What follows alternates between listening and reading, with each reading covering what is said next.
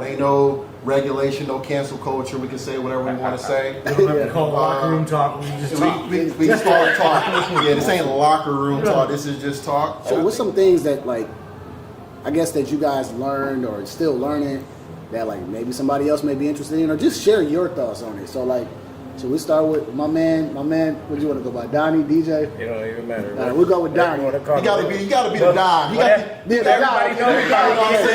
Don today, you know. So we'll just go this way, you know what I'm saying? Go this way, and then so just tell me, like, as far as fatherhood, man. I mean, what's your thoughts on it and learning experiences? I mean, so as far as fatherhood, just expressing yourself more to the kids, you know, like as you mentioned, as men we keep stuff bottled up.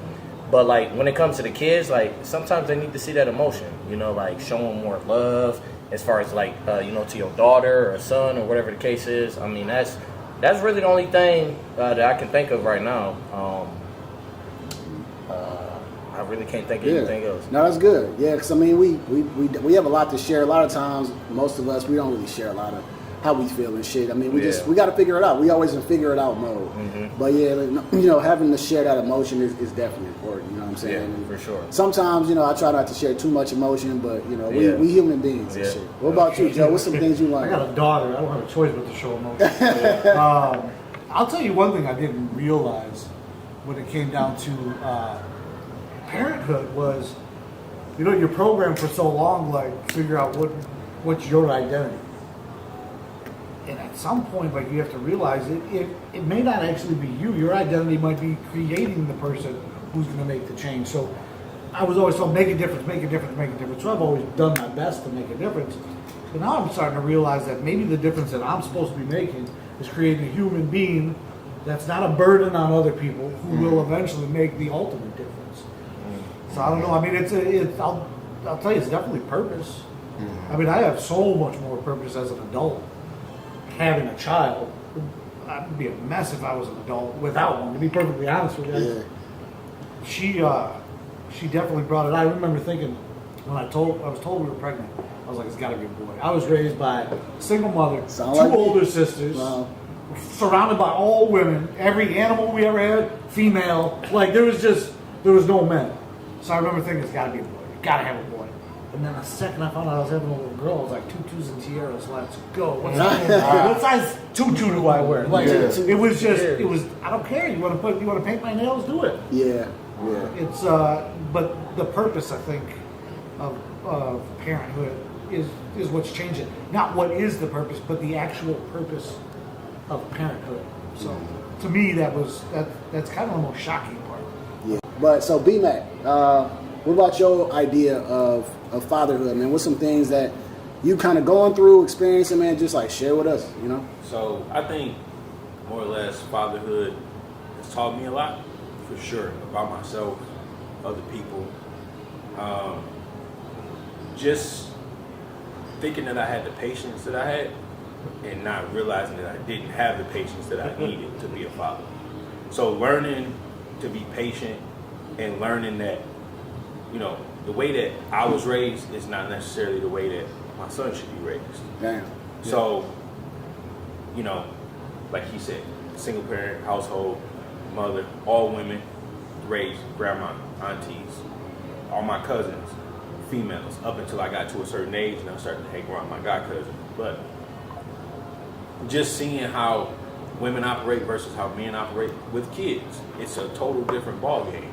And learning, like I said, learning that patience, being that gentle parent where I'm like, okay, well, let's talk about this. Why do you feel this way? Why do you, instead of getting mad, hey, you don't need to feel like this. This is not right. Or hitting my child. I don't hit my child because I'm obviously bigger than him. So if I come up on him, he kind of cowers back. So I'm like, okay, well, you can't be like that to him because you are a bigger person than him. So learning that patience, I would tell anybody if they ask me, what's the biggest key to being a parent? It's being patient. Damn. Learning that patience. That's the biggest key. That's to being a successful parent. Shit, man. That's very true, man. Because patience is tested every day with kids. I got two kids, 2 girls, and you know, I have to stop myself once in a while because, you know, we go through our own frustrations, and sometimes we got to take that step back. And it's like a selfless job. And I think that was one thing for me I had to learn. I mean, me and my brother, we grew up together, but we always were kind of like, he was doing his own thing, so I'll be out in the house doing my thing. And I had to learn with kids, like, you can't be selfish. As much as you want to be, you got to be selfless. And that was a big thing. So what about you, man? What's your view on fatherhood? Things you've been learning. Well, first of all, my mom used to make me watch you. I used to have to like step into the, patience role because this man was jumping over banisters and tearing up the house. That's a really long thinking he's giving me. Look, I ain't gonna lie, I was tearing up the house too. Yeah. He blames him. But the thing that I love, man, is like fatherhood is really like it's a blessing from God, man, because it's like we have so much power in just who we are and how our kids look at us. Like our kids look at us like a superhero. Like, you know what I'm saying? They looking at this strong man who has this big, strong voice, this powerful presence. So just our presence in the house and our presence around our kids is just a powerful influence on them. Right. You know what I mean? And I have a daughter, but I'm thankful that for me, just be speaking to her in an affirmative way does a lot for her. I don't have to like yell at her or berate her or anything like that, because my role is to uplift her and to build her spirit up. But at the same time, teach her discipline. Teach her how to move, how to conduct yourself. And it's a powerful thing, man. And sometimes, like you said, it's a selfless. Sometimes it does feel selfless because we don't always, as men, get the shine with everything. Like let's be real. Like a lot of times, the mothers, they get all the glory for, first of all, giving birth to the children, which is an admirable thing. That's a powerful thing. I mean, I thank God for our women, man. Like that's a beautiful thing. But it's like, as men in this world, like we have a role that's like, we are like the backbone of our families. We are the backbone of our legacy. All of our kids carry our last names, and they're gonna carry that last name into the future. Right. So how we raise them is a testament to you and to you and to you and to you and to you. Like, so we gotta just be mindful of that power that we carry within ourselves. So for me, like, I think it's a blessing, man. My daughter's 11. I'm raising a young lady. I'm trying to teach her, first of all, like how a man is supposed to conduct himself in the home, how a man is supposed to treat a woman, and just to treat people in general. So as she grows up, she'll see, okay, this ain't masculinity over here. Yeah. She'll be able to see, like, as she starts to develop those relationships, because she will develop those relationships, like, this is not what I want out of a man. If we have any of us that have daughters, you have two. I got one. You have one. I'm not sure how, you have one. So they're going to look at you As an example. and they're going to try to find you in the man that they want to be with for the rest of their lives, to take care of them. So I think that's a huge responsibility, but we are built to do this. So I think it's a beautiful thing, man. I embrace it. So I want to touch on a few things that you said before we go to my man's down here is, leading by example, like you said. During my regular work week, in the summertime, I take my son, he loves it. We go in the car, we go DoorDash. He loves it. But I inspire that in him because I like him to see that his dad has that hustle. Like, okay, he's not just coming home and sitting down on the couch.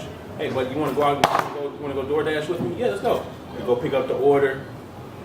I leave him in the car when I go drop off. We go pick up the order. But I like to let him see, like, okay, my dad doing something. He's just not sitting down waiting for it. He's going to go get it. So leading by example is another great thing that you said, which I want to touch on. And like us that have boys, you have a boy, you have a boy, Daughter. you have a daughter. So like us teaching the boys how to be men and how to treat the women is another key factor too, because you can say, well, I'm treating my daughter what she wants to be respected or how she wants to be treated as a woman, but if the men aren't teaching the men how to treat the women, all your work is going out the window because they get used to being treated a certain way. Right. So I just wanted to touch on that because obviously I have a son, so I teach him, you open the door. Yes, sir. He always opened the door for his mama. When they leave, when they come, when they go, car door, he opened it for her. Then he gets in the car and then climbs in the car seat, and then she got to buckle him in from the front seat. So it's like you know. But I'm like, okay, you gotta. I get what you're trying to do, but you gotta do it a different way, brother. You know, yeah. So Kids learn a lot. They learn quick. Man. What you were just talking about, we'll definitely expand on too. Okay. Talking about the hustle too. Okay. 'Cause I feel like that's a big part of the parenthood as well. Yeah. So what about you, Dylan? What's some things you kind of got from fatherhood? Some things you can kind of share, man. So for me, I've been a single dad for between 3 and 4 years now, and I think the biggest change was I have a daughter, so we talked about that, right? She's 10. Big difference between 1 year old, 3 years old, 5, 7. It just keeps jumping, right? So like for me, spending more time with her, actually turning everything off, my brain, my phone, the business I'm in real estate, developing, flipping, building, doing all that stuff, and kind of changing my whole business so I could spend more time with her, driving her to school, picking her up. Since the divorce happened, I moved about 40 minutes away in the morning, which I knew was going to be a long ride, but every day I got 40 minutes there, 40 minutes back. 5, 6 hours later, 40 minutes there, 40 minutes back. So I had to change my whole business. Like we were talking earlier a little bit, I was talking about changing my business a bit, that's why. But I've also figured out how to make just as much money probably doing what I'm doing now. Still in real estate, just a little bit of a shift. But fatherhood, I mean, it's changed my whole entire life. I waited till I was 37 to have a kid. Yeah, it's it just changes everything. The way you look at every day, the way I grew up a Brady Bunch. Nobody in my family is divorced. So I'm probably like the only one at the table who can say like, I never had a problem in life, just created my own. So now seeing her, just like you guys have already talked about, it's tough going last. My job is to make her a lady, make her understand how men should be treating her when the time comes. Hopefully it's in like 20 years, not 10, right? And she's like, yeah. But just game changing for me. And even before I came here, she's with my parents right now. I wanted to go over there just for an hour just to see her, you know, because like just that extra hour just to say hi, you know? So. Well then, I want to bring in my man Joe. I was just pretty much just starting the video off. My man Joe. Also, assalamu alaikum too, my man. So I wanted to say, we talking about fatherhood. You know what I'm saying? Like things you learn, what's your view on it? And so I just wanted you to talk about it. So just, your mic's right there. So go ahead. I mean, it's one of the most important things as men to establish a purpose, I think. First and foremost, I think your blessings, your children, obviously. And for me personally, I kind of was picking up on some of the things you said. I have 2 boys, 2 girls. Typically, I treat my young ladies as I would want my wife to treat me, so that they understand what, you know, it's like a give and take, I guess, and as well as my boys. I give them the tutelage to be providers, the tutelage to be leaders in just every sense of the word, whether it be financial, physical, emotional, spiritual. Just it's kind of like the duality, I guess, for me. Yeah, I mean that's kind of a rough thing. All right, for sure. I mean, my last little take on it, man, y'all all said some things. This is why I love coming to Cigar Bar, just in general, because I get to hear people's different perspective. If I sit down and I listen to somebody, I usually always try to take something home whenever I leave a cigar bar, and I got a lot of shit to take home today. For me, man, it's the thought. It's a scary thought, but it's the thought of like, man, one day I'm not gonna be here, and my kids are gonna be here, hopefully, you know, and I gotta teach them everything that I have learned to this point in life. Whether it's finance, whether it's just, you know, being a person. And I definitely want to teach my little girls, which I think is tough because I ain't gonna lie, man, I was kind of a scumbag, you know, when it came to single life. So, you know, it's maybe God's way of saying, hey, listen, slow down. And I have to learn a lot. And I had to teach them some valuable things. I got to teach them what a man looks like. So, you know, when it comes to my wife, I try to be the example that I would want them to marry.